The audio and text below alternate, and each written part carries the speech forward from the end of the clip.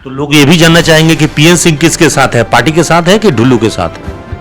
हम तो पार्टी के साथ हैं। धनबाद की जनता मतदाता बहुत प्रबुद्ध है। विकास की गिनती गिनाना शुरू करूंगा, कहां था धनबाद और कहां है धनबाद। तो वो लोग कहते थे कुछ नहीं किया, कुछ नहीं किया। अब जब मैं इससे मुक्त हो गया तो लोग मेरी प्रशंसा करने लगे। क्यों सवाल कर रहा है कि झारखंड में एक भी राजपूत को टिकट नहीं? तो ये राजपूत नेता लोग जवाब देंगे, हम क्या जवाब दें? हम तो कभी जात की राजनीति किए नहीं।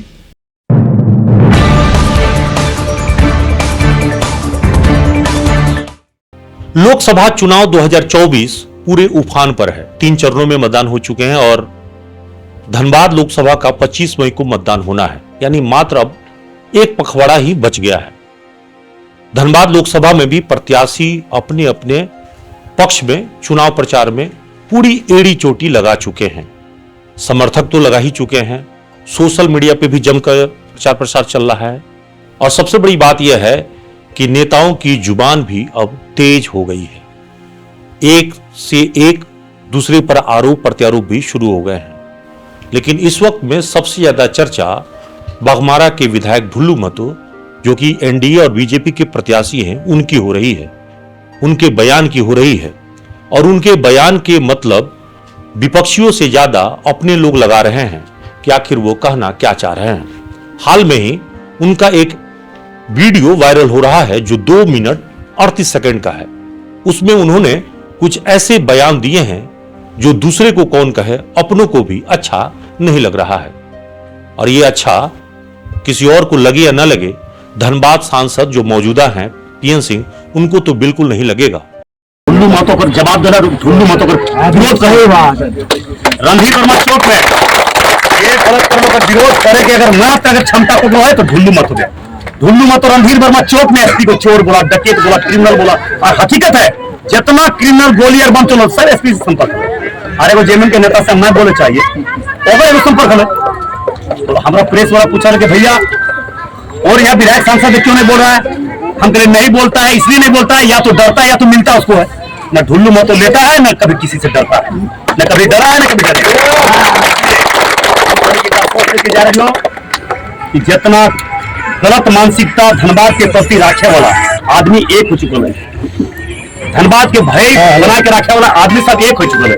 उस सब के जवाब मात्र एक ही रास्ता है, कमल पूछा, बस एक ही रास्ता है। कुछ नहीं है। लोकतंत्र के शक्ति से बड़ा शक्ति इस धरती पर कुछ ना है। इतना बड़ा शक्ति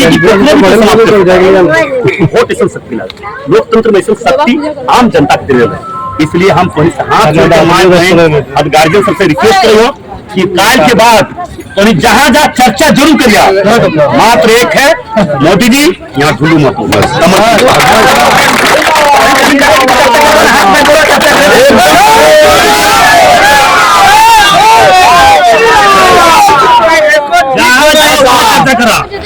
हमारा नेता टक्कर में कोई नहीं, टक्कर निवेदन कर चर्चा की देखा तो सब दिग्भ्रमित करे के प्रयास बहुत कर रहे हैं। आज जब हम जेल गिरी कतर खातिर, उत्तर प्रदेश के लोग खातिर जेल गिरी, बिहार के लोग खातिर जेल गिरी, उड़ीसा के लोग खातिर जेल गिरी, तखन काहे उन्हें कहले कि तुम यहाँ का लोकल आदमी है तो काहे तुम बाहरी आदमी के लिए जेल जा रहा। आज हम बाघमारा से यहाँ चुनाव लड़ाए गए तो हमारा बाहरी कह दो, कितना गलत मानसिकता। इसलिए हम तुमसे इतने आग्रह निवेदन हाथ जोड़ के नौजवान सबसे कह जाबो, जब तक अपन हक और अधिकार लोकतंत्र में जितना है प्रॉपर है, एक राजा के जितना अधिकार है उतना एक आम आदमी एक सब्जी बेचने वाला लोकतंत्र का अधिकार की संविधान में दिल है। और जितना अधिकार उतना एक राजा है, एक एसपी जितना अधिकार उतना लोकतंत्र का अधिकार। इसलिए हमने काल से जहां जहां एकदम चर्चा सिर्फ भारतीय जनता पार्टी, ढुल्लू महतो, मोदी जी, बस इतने कहते हुए हम अपन बात के समाप्त करें। अपने के चुनाव जीतल बाद फिर तो आशीर्वाद लिए वो और उस दिन इतना भाषण देवे यहाँ से छोड़ के भागे। सर, सबसे पहला सवाल तो यही है कि ये लड़ाई पहले लग रहा था कि पार्टी के आधार पर और नेतृत्व के आधार पर लड़ी जा रही है, अब लग रहा है कि अब ये सब कुछ पीछे छूटकर जाति के आधार पर लड़ाई लड़ी जा रही है और नेताओं के कैरेक्टर पर लड़ी जा रही है। जनता क्या करे? और ये जो बयान अभी ढुल्लू महतो का एक ऑडियो वीडियो वायरल हो रहा है। उस वीडियो में वो सीधे आरोप लगा रहे हैं कि मौजूदा सांसद विधायक जब चुप थे तब वो कोयला चोरी और तमाम अपराधों के खिलाफ रणनिर्माण चौक पर आवाज उठा रहे थे। तो क्या वाकई आप लोग चुप थे, खामोश थे? देखिए, ढुल्लू जी के बयान या चुनाव के वक्त थे, किस उद्देश्य से दिए गए इसके बारे में वो बतला सकते हैं। मैं इतना ही जानता हूं कि 45 वर्ष के लंबे कालखंड में वार्ड कमिश्नर से शुरू किया, 3 बार 16 वर्ष रहे, 3 बार एमएलए रहे, 3 बार एमपी रहे, प्रदेश के में कई विभागों के मंत्री रहे,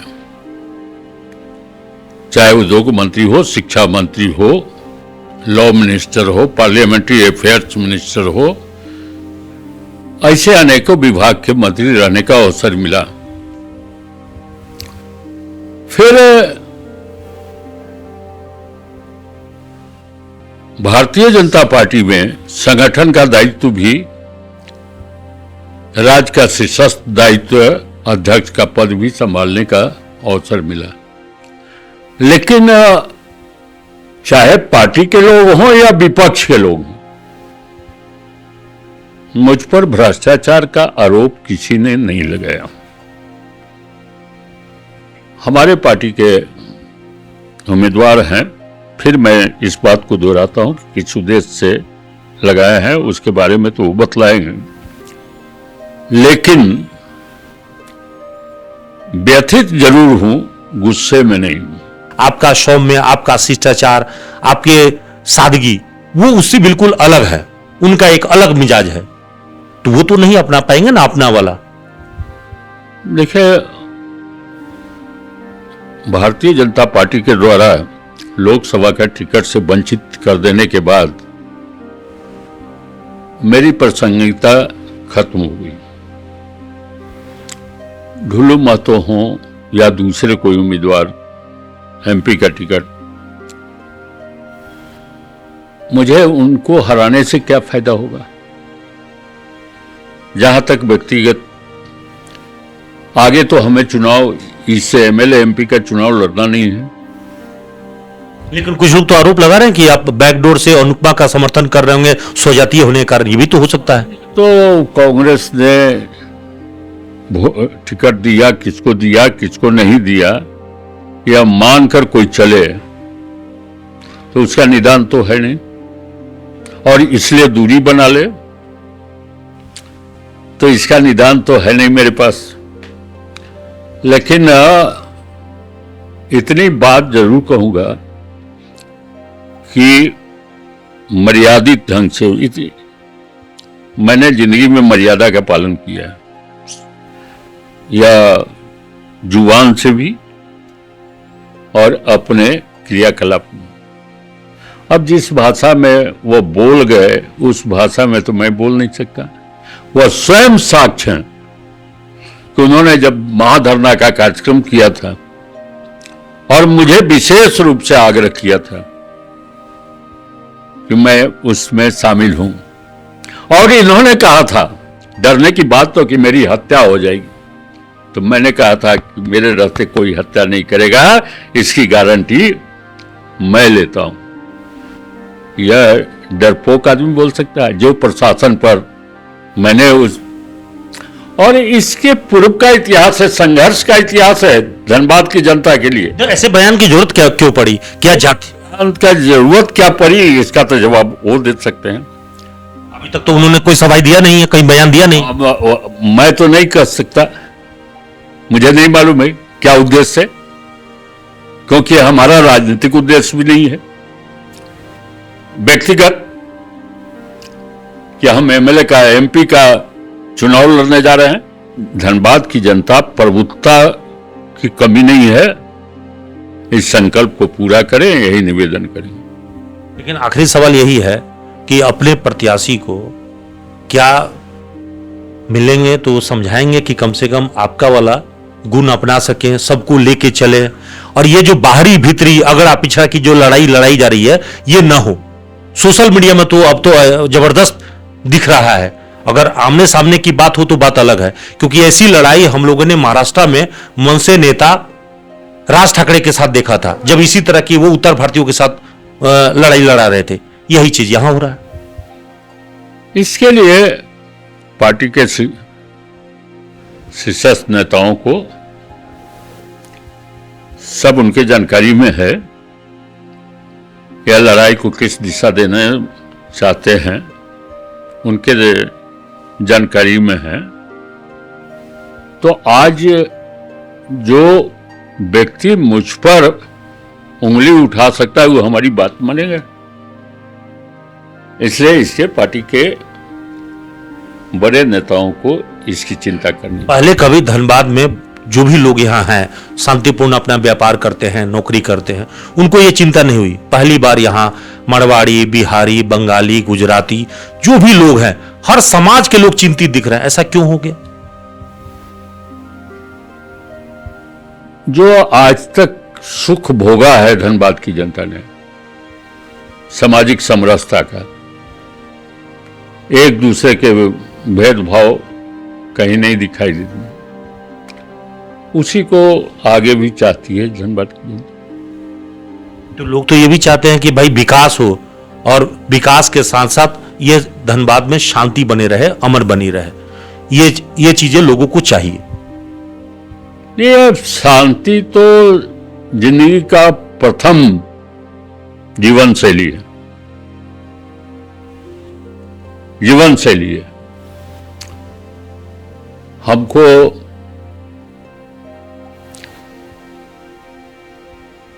दो रसगुल्ला खिला दे और दो झापड़ मार दे, तो रसगुल्ला में मिठास आएगा? वो तो फायदेमंद चीज है, मीठा मीठा। तो लोग शांति से दिन भर अपना काम करें, व्यापार करें, जो भी करना है करें और शांति से रहें, यह तो प्रथम प्राथमिकता है। और इसीलिए हम लोग कहते भी हैं कि विकास के साथ साथ विधि व्यवस्था चुस्त और दुरुस्त रहे, वह राज्य चाहते हैं लोग। यह नहीं कि विकास के साथ साथ विकास हो और शांति व्यवस्था न हो। तो विकास के साथ साथ शांति व्यवस्था, यह लोगों की इच्छा रहती है, और इसको भोगा है धनबाद के लोग। विकास की गिनती गिनाना शुरू करूंगा, कहां था धनबाद और कहां है धनबाद। घर पर बुलडोजर यहां का डीसी चलवा रहा था प्रदीप कुमार, जिसका नक्शा पास नहीं है उसके खिलाफ अगर कोई उतरा था। धनबाद में बड़े बड़े नेता थे, दिग्गज नेता थे, कोई माफिया कहलाता था, कोई की हिम्मत उसके सामने नहीं हुई थी। पीएन सिंह सड़कों पर उतरकर आंदोलन किया था।